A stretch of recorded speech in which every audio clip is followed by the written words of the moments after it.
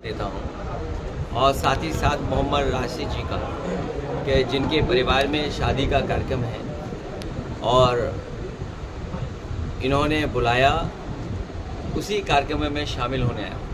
हमारे साथ अबू आसिम आजमी जी, महाराष्ट्र के प्रदेश के अध्यक्ष, और पार्टी के सभी जिम्मेदार साथी यहाँ पर मौजूद हैं। शादी के कार्यक्रम में, समारोह में आने से लाभ ये है कि सब लोगों से मिलने का मौका मिल जाता है और आजमगढ़ के कई शादी या पारिवारिक कार्यक्रमों में मुझे शामिल होने का मौका मिला है। हालांकि जो जनप्रतिनिधि हैं उन्हें अपने क्षेत्र में हम लोगों से कई गुना ज़्यादा ऐसे कार्यक्रमों में शामिल होने का मौका मिलता है और करते भी हैं।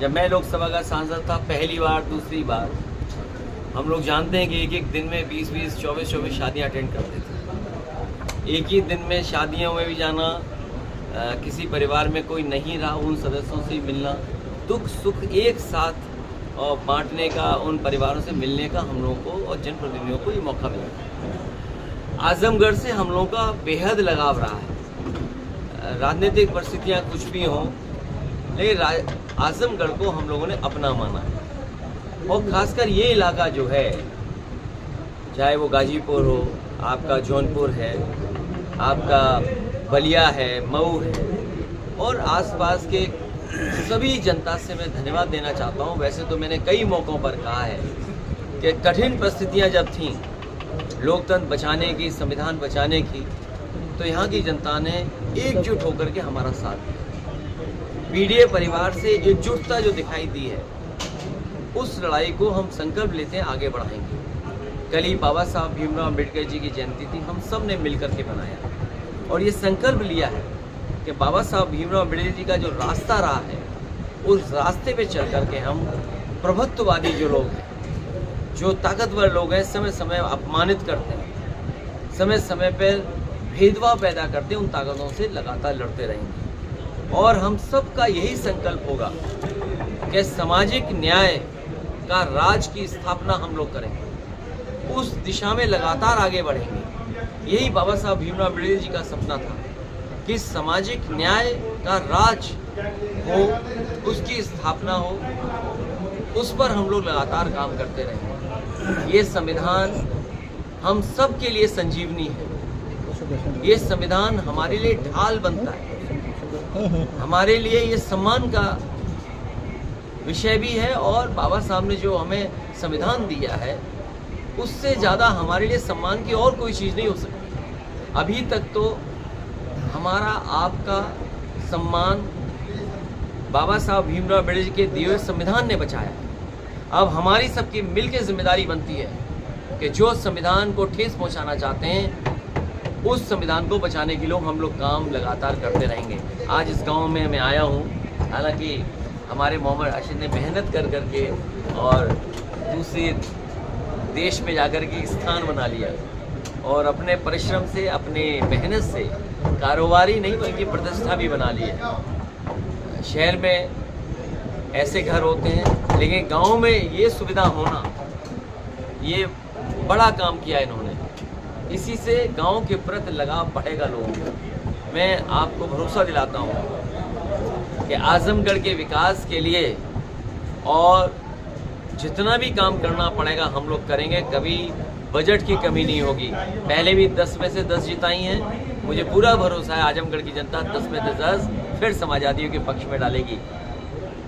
जो सपना समाजवादियों ने देखा कि पूर्वांचल एक्सप्रेसवे के किनारे और इससे विकास की गति बढ़ेगी, लोगों का आना जाना आसान हो गया, गति तो बढ़ी, लेकिन जिस रूप में हम लोग बनाना चाहते थे, जो और सुविधाएं देना चाहते थे, वो सुविधाएं सरकार नहीं दे रही। कल ही मैं मुख्यमंत्री जी का सुन रहा था, न जाने कितने हजार एकड़ कह रहे हैं कि उन्होंने लैंड बैंक बना लिया है, कि वो कारोबार के लिए वो लैंड बैंक तैयार किया है। सोचिए, जो सरकार 8-9 साल में केवल लैंड बैंक बना पा रही हो।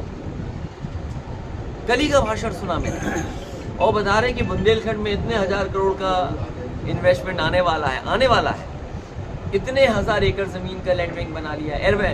पूरे प्रदेश में उन्होंने जाने कितने 1000 एकड़ का बताया लैंड बैंक बना लिया। जो सरकार आज तक लैंड बैंक बना रही हो, तो क्या इन्वेस्टमेंट आया होगा। और दूसरा, मुख्यमंत्री जी कह रहे थे कि इंसेंटिव उन्होंने दिया है, जो पुराना इन्वेस्टमेंट स्टेट में आया था उसका वो इंसेंटिव आज भी दे रहे हैं। तो यही तो विकास होता है। कभी समाजवादियों ने लाने का काम किया था और उसी का परिणाम ये कि कारोबार बढ़ा।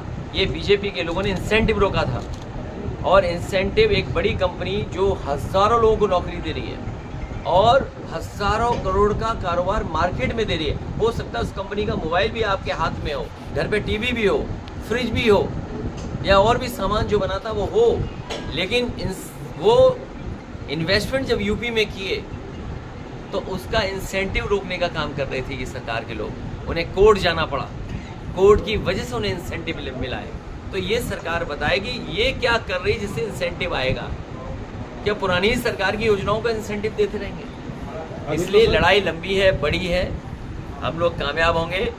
पीडीए को जिस तरीके से समर्थन मिल रहा है और जो लोगों को धीरे धीरे सामाजिक न्याय के राज की स्थापना के लिए एकजुटता दिखाई दे रही है, उससे हमें भरोसा है कि आने वाले समय में बड़ा परिवर्तन होने जा रहा है। जो ज़ीरो पॉवर्टी की बात कर रहे हैं, ये मुख्यमंत्री जी जानते नहीं है कुछ।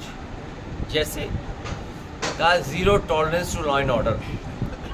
आप बताओ क्या स्थिति है लॉ एंड ऑर्डर की? जो जहां चाहता है मार देता है। और आपके जिले में दलित की बताओ कस्टोडियल डेथ हो गई। इससे ज़्यादा काला धब्बा पुलिस के लिए और क्या हो सकता है? कि पुलिस पे आरोप इस बात का है कि पुलिस की वजह से उस दलित ने जान दे दी। हम लोगों ने तो सहयोग किया है, मदद की।